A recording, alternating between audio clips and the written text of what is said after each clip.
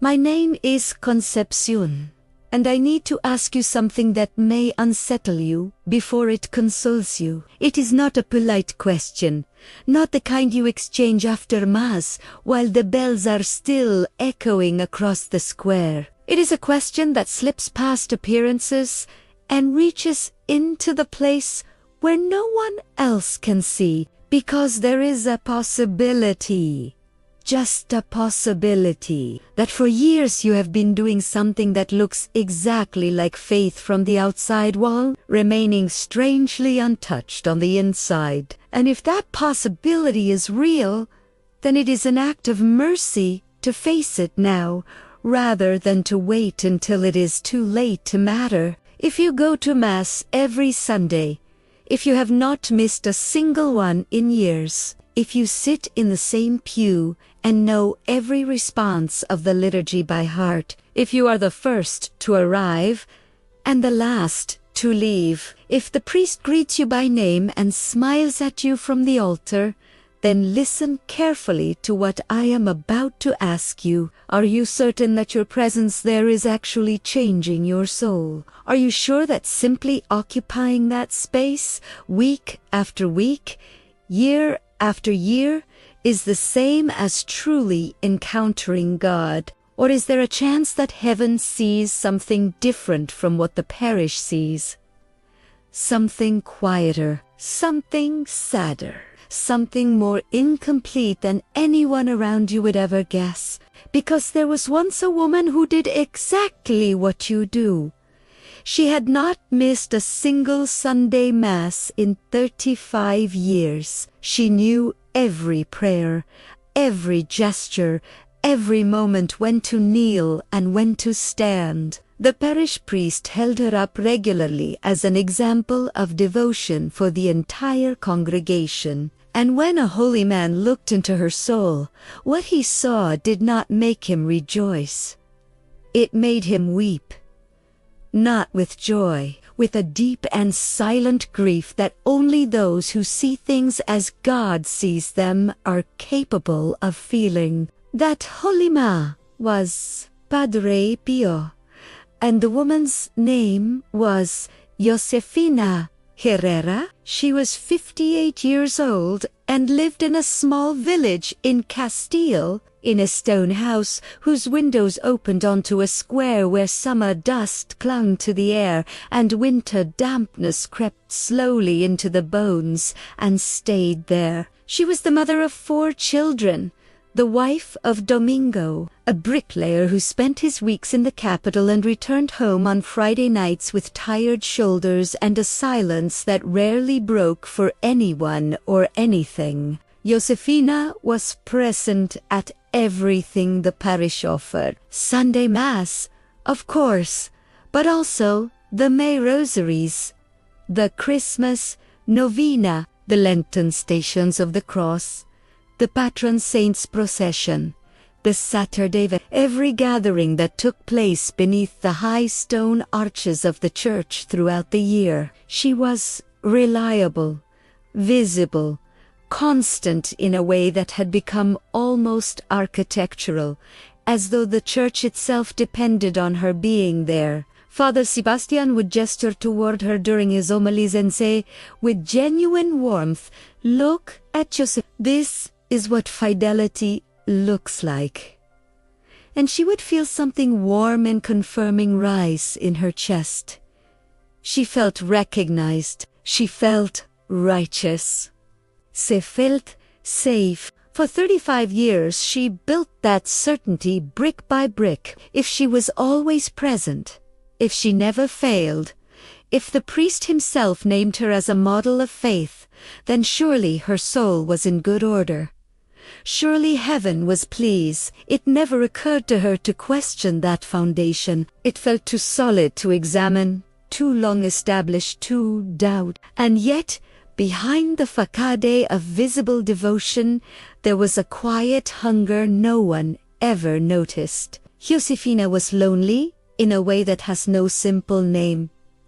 Her husband Domingo was not cruel. He was simply absent in spirit, even when he was standing in the same room. He ate in silence, looked at his plate, rose early to work in the garden, and rarely spoke of anything that mattered. He did not ask what troubled her. He did not reach for her, unless she reached first. And over many years, something inside her had simply learned to live without being truly seen by anyone. She carried that loneliness like a stone hidden beneath her Sunday dress, heavy, invisible, pressing against her with every step she took. She never confessed it to the priest because she did not know how to put it into words. How do you confess the ache of being invisible to the person who is supposed to see you most clearly? How do you describe the particular sorrow of sharing a life with someone and still feeling entirely alone? Instead, she compensated. She poured all of that unspent energy into the parish. If her husband did not notice her,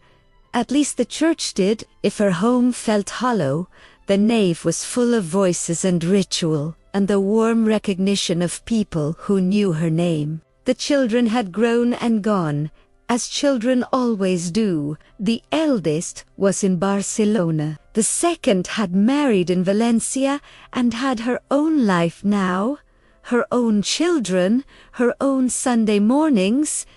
The third had been in Germany for years. Only Lucia, the youngest, had stayed in the village, but she worked long hours at the pharmacy and came home exhausted, and the conversations between mother and daughter had narrowed over time into short practical exchanges about meals and schedules and nothing more. The house was empty in a way that had nothing to do with the number of rooms, and Sunday Mass had become the anchor of Josefina's entire week, the one fixed point around which everything else turned. Without it, she would not have known who she was. She traveled to San Giovanni Rotondo in September of 1962.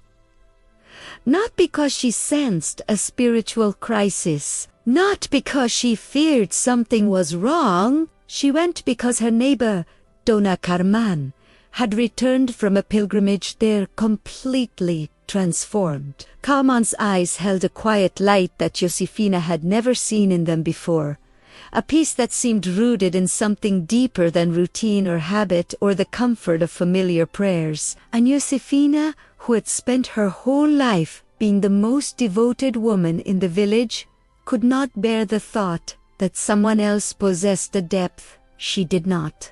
Stop there for a moment, because motives matter more than we usually admit. Josefina did not go seeking God for God's own sake. She went because comparison had stirred something proud and restless inside her. She wanted what her neighbor had, and she intended to obtain it. Devotion had quietly become competitive, and pride, when it dresses itself in religious clothing, is perhaps the most difficult thing in the world to recognize in oneself. She arrived under a heavy September sun. The olive trees shimmered in the heat. Pilgrims filled the long line for confession, some kneeling on the stone ground, some weeping openly, some pressing their clasped hands to their lips in silent prayer. Josefina observed all of this with a restrained and privately contemptuous patience.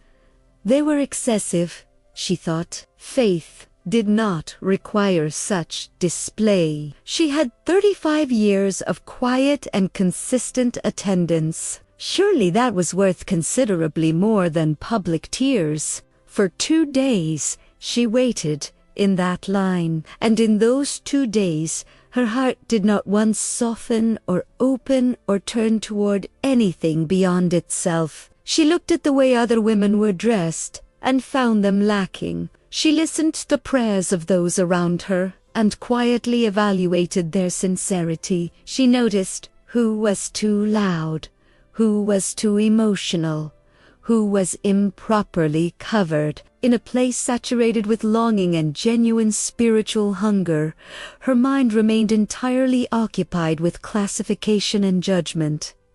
It had no other setting. It had never needed one. When her turn finally came, she knelt in the confessional with the impeccable composure she had maintained her entire life. Through the wooden grate she could see Padre Pio praying with his eyes closed, his bandaged hands resting still and quiet on his knees. Minutes passed. The silence felt heavy. She grew impatient, coughed softly to signal her presence. Nothing moved. Then, without opening his eyes, he asked her a single question. "How long have you been going to Mass?" 35 years, she replied, and there was no hesitation in her voice, no false modesty. "Every Sunday. I have never missed a single one."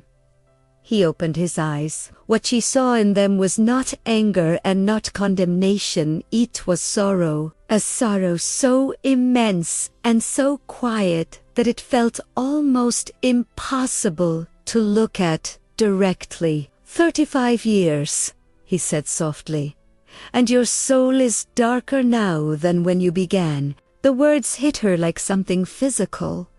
Darker. She had been faithful.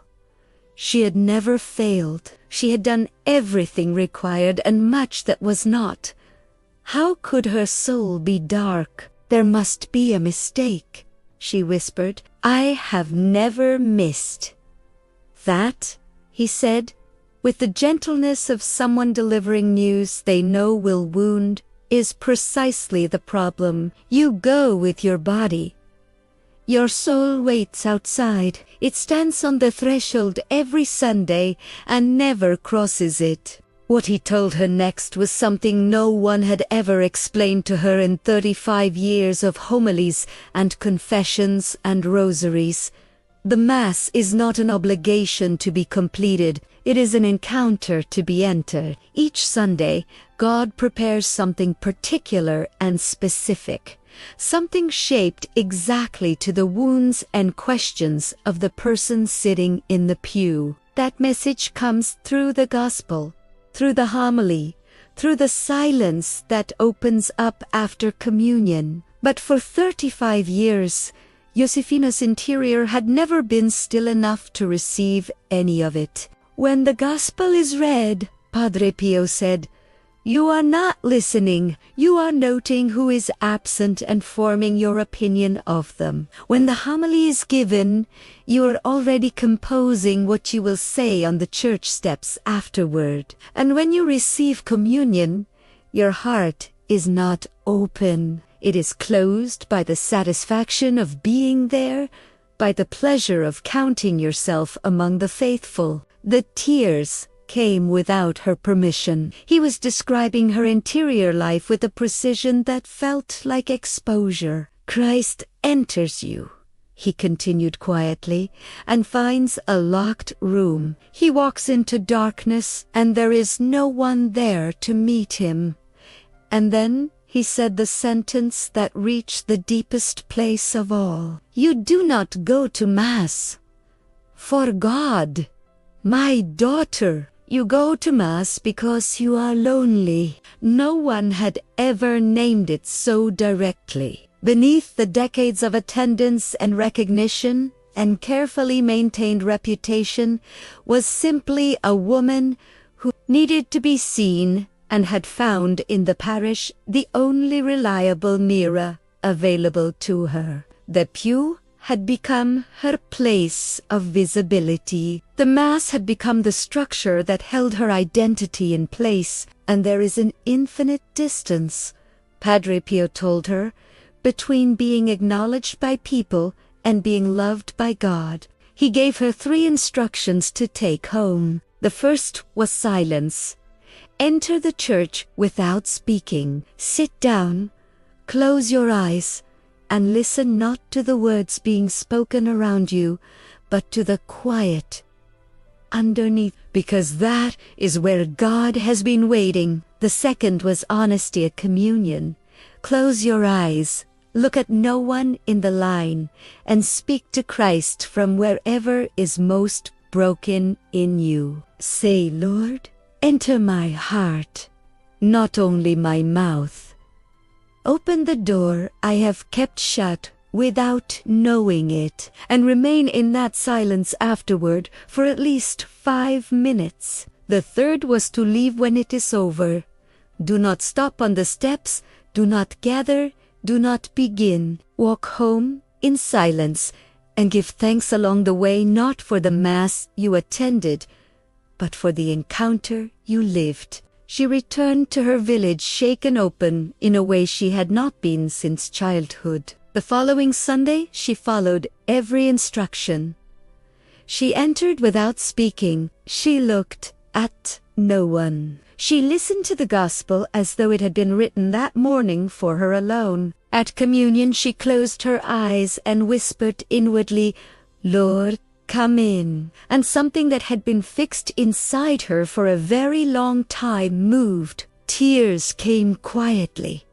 Not for show, not for anyone watching, but from somewhere honest and long-sighted. When the women called to her from the church steps at the end of Mass, she walked past them without stopping. The silence on the road home felt different from any silence she had known before. Not the silence of emptiness, but the silence of presence. Something walking alongside her that had no name she could give it, but that felt unmistakably like being accompanied. In the months that followed, she did the harder work. She knocked on doors. She sat across from women she had wounded with words spoken carelessly on those same church steps over many years. She asked for forgiveness and listened without defending herself to the accounts of damage done. Each apology released something inside her. Each honest conversation cleared a little more of the accumulated weight. Josefina lived 22 more years after that September afternoon in the confessional. Her daughter, Lusa, who told me this story years later, with eyes that stayed bright the entire time she spoke, said that the woman who came back from that journey was almost unrecognizable. The rigidity had gone. The constant readiness to evaluate and compare had quieted into something more like genuine attention. She became slow to speak and genuinely interested in listening. And Lucia said one thing that I have never been able to forget. She said, "Before, my mother went to Mass to be seen. Afterward, she went to be loved by God." That is the difference, not in attendance, not in consistency, not in the number of Sundays accumulated over a lifetime. The difference is in what the heart does when it crosses that threshold, whether it stays busy with itself or whether it finally, at some cost, goes still enough to receive what has been prepared for it. So I ask you now, not whether you go, but how. What happens in your mind while the Gospel is being read? Where is your heart in the moment you receive communion? Do you walk out different from how you walked in, or simply confirmed in a routine that has never once been interrupted? Mass is not a record to maintain. It is not evidence of anything. It is an encounter. And if the heart remains locked from the inside, decades of faithful attendance can pass without a single Sunday changing anything at all. But there is always hope. Padre Pio said it himself and meant it. As long as the heart is still beating, the door of mercy stands open. Josefina was 58 years old when everything shifted. 35 years of closed Sundays were behind her, and when she finally crossed the threshold in the truest sense, God did not say to her, "You have wasted too much time." He said simply, "You are here. The next time you walk through those doors, walk in quietly.